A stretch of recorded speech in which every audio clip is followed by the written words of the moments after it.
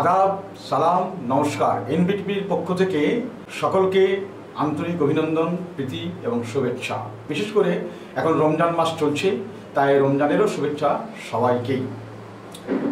আজকের আলোচনার বিষয় প্রেস গার্ডেন রিচ নিয়ে প্রেস ক্লাবের সাংবাদিক সম্মেলনে নজিরবিহীন ঘটনা। কি সেই নজিরবিহীন ঘটনা? কনসার্ন সিটিজেন্স অফ কলকাতা বলে একটা সংগঠন গার্ডেন রিচের ঘটনা নিয়ে তার সত্যাসত্য এবং তার ভয়ঙ্কর এবং বিপজ্জনক পরিস্থিতি নিয়ে সাংবাদিক সম্মেলন করেন। সেই সাংবাদিক সম্মেলনে অনেকেই ছিলেন, যেমন সুপ্রিম কোর্টের অবসরপ্রাপ্ত প্রাক্তন বিচারপতি জাস্টিস অশোক কুমার গঙ্গোপাধ্যায় এবং কবি মন্দারকান্তা সেন, অধ্যাপিকা দীপালি ভট্টাচার্য, অধ্যাপক পার্থপ্রতিম বিশ্বাস, আসলাম সাহেব সহ আরও অনেকেই। প্রধান বক্তা হিসাবে ছিলেন বিচারপতি অশোক কুমার গাঙ্গুলি। তিনি স্পষ্ট করেই বলে দিলেন, গার্ডেন রিচ শুধু গার্ডেন রিচের মধ্যেই সীমাবদ্ধ নেই। এই প্রমোটারি রাজ এবং মাফিয়া রাজ এবং রাজনীতির দুর্বৃত্তায়ন গোটা কলকাতা শহরে, ঐতিহ্যবাহী হাওড়া শহরেও হচ্ছে। কারণ এই প্রমোটারি রাজ বা বেআইনি কনস্ট্রাকশন শুধু মানব সভ্যতার ক্ষতি করে না, মানব পরিবেশেরও ক্ষতি করে। এবং এই ধরনের ঘটনা বেশিরভাগই যারা অর্থনৈতিকভাবে পিছিয়ে পড়া সম্প্রদায়, সেই সমস্ত এলাকাগুলোতেই হয়। গার্ডেন রিচে কেবলমাত্র এই একটা ঘটনা প্রকাশ্যে মিডিয়াতে এসছে 17ই মার্চ গভীর রাত্রে ঘটার পরে 5তলা ভবন পড়ে যায় এবং তার ফলে এই ঘটনাটা সামনে আসে। কিন্তু আরও গার্ডেন রিচে প্রায় 40 থেকে 45টা এই ধরনের বেআইনি কনস্ট্রাকশন হচ্ছে, বহুতল হচ্ছে। সেগুলোও কিন্তু খুব বিপজ্জনক। কারণ গার্ডেন রিচের যে এলাকাটায় এই ঘটনাটা ঘটেছে, সেই গার্ডেন রিচ থানা এলাকায় ওই ঘটনাস্থলের পাশে আরও একটা বিল্ডিং 5তলা আছে, সেটাও এলিয়ে গেছে। এই ধরনের বিল্ডিংগুলো যখন সাংবাদিকরা একটা প্রশ্ন করলেন অশোক কুমার গাঙ্গুলিকে যে আমাদের মুখ্যমন্ত্রী মমতা ব্যানার্জিকে বলা হয় সংখ্যালঘু দরদি, এই ব্যাপারে পরিচিতিটা খুব সুবিদিত এবং তিনি বিখ্যাত। তাহলে এই ধরনের ঘটনাগুলো কলকাতা শহরের খিদিরপুর, গার্ডেন রিচ, মেটিয়াবুরুজ, পূর্ব কলকাতার তিলজলা, তফসিয়া কিংবা ট্যাংরা অথবা তালতলা এরিয়াতে ঘটে যাচ্ছে কেন? এবং শুধু তাই নয়, একটা সময় তিলজলা, তফসিয়াকে প্লাস্টিক কারখানার ক্ষেত্রভূমি বলা হতো। সেই প্লাস্টিক কারখানাগুলোতেও অগ্নিসংযোগের ঘটনা বারংবার হয়েছে এবং এই এলাকাটাকে বলা হতো যতুগৃহ। ইএম বাইপাসে রুবি হসপিটাল, কালিকাপুর ইত্যাদি ইত্যাদি এই সমস্ত এলাকাগুলোতেও যে বস্তির অগ্নিসংযোগ বা আগুন লাগানোর মতন ঘটনা, ভয়াবহ অগ্নিকাণ্ডের ঘটনা, ঝুপড়ি পুড়িয়ে দেওয়া, এগুলোর মধ্যেও ছিল প্রমোটারদের একটা ছায়া বা হাত। এই এবং এই ঘটনাগুলো সার্বিকভাবে ঘটছে সংখ্যালঘু মুসলিম সম্প্রদায় অথবা দলিত কিংবা পিছিয়ে পড়া হিন্দু সম্প্রদায়ের পিছিয়ে পড়া অংশের মধ্যে এই ঘটনাগুলো ঘটছে এবং এই বস্তি এলাকাগুলোয় ঘটছে। তখন বিচারপতি জাস্টিস অশোক কুমার গাঙ্গুলি বলেই দিলেন, রাজনৈতিক দলগুলো কেবলমাত্র সংখ্যালঘু সম্প্রদায়ের মধ্যে একটা ধর্মীয় উন্মাদনা তৈরি করে।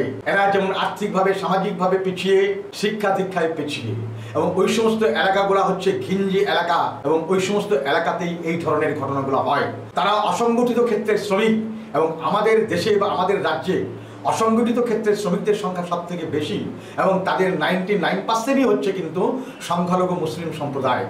আজকে ভাবলে অবাক হয়ে যায়, গার্ডেন রিচে যে 5তলা বহুতল ভেঙে পড়ে গেল গভীর রাতে 17ই মার্চ, সেখানে যে 12 জন মারা গেছে তারাও মুসলিম সম্প্রদায়ের লোক এবং যে 50 জন আহত হয়েছেন তাদের মধ্যে একজনও বাদ দিলে 49 জনই মুসলিম সম্প্রদায়ের।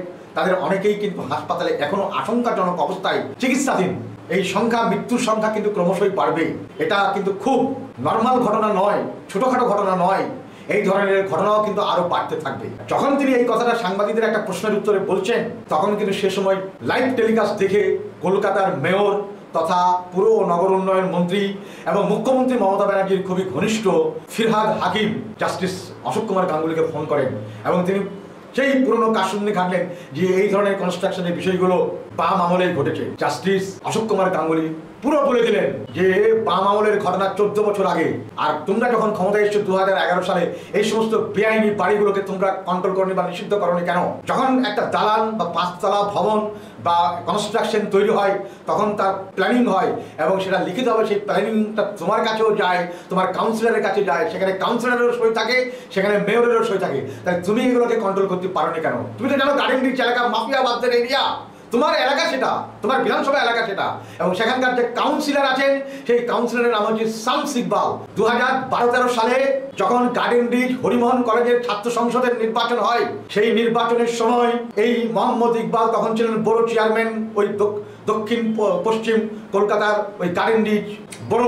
সেই সময় ওই মোহাম্মদ ইকবালের, মানে এখন যিনি কাউন্সিলর আছেন শামস ইকবাল, তার বাবা মোহাম্মদ ইকবালের পোষা গুন্ডা পুলিশকে গুলি মেরেছিলেন এবং সেই পুলিশের গুলিতে নিহত হয়েছিলেন সাব ইন্সপেক্টর তাপস চৌধুরী। তার কেস চলছে এখনো, এবং এই বিষয়টা সে সময় কিন্তু পুলিশ মহলে প্রচন্ড ক্ষোভ তৈরি হয়েছিল, এবং তখনকার পুলিশ কমিশনার যিনি ছিলেন তিনি কিন্তু খুব ইনিশিয়েটিভ হয়েছিলেন।